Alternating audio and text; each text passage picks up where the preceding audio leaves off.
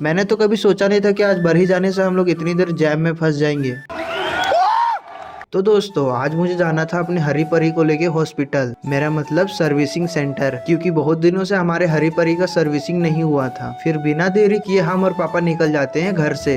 रास्ते का मजा लेते हुए पहुंच जाते हैं हम लोग देवचंदा, और फिर एक छोटा सा शॉर्टकट मारने के बाद हम लोग पहुंच जाते हैं हाईवे में, और फिर आ जाते हैं पेट्रोल टंकी। फिर यहाँ से पेट्रोल लेने के बाद पहुंच जाते हैं बरही, और बरही आते ही सबसे पहले हम लोग का सामना होता है ये ट्रैफिक से। फिर यहाँ से निकलने के बाद हम लोग पहुंच जाते हैं बाइक के सर्विसिंग सेंटर, और सबसे पहले हमारे बाइक को नहलाया जाता है और फिर इसका काम हो जाता है स्टार्ट। यहाँ पे कुछ घंटे बिताने के बाद हो जाता है हमारे बाइक का सारा काम फिनिश, और फिर लास्ट में पॉलिश मरवाने के बाद अपनी हरी परी तो बिल्कुल नई जैसी लग रही थी।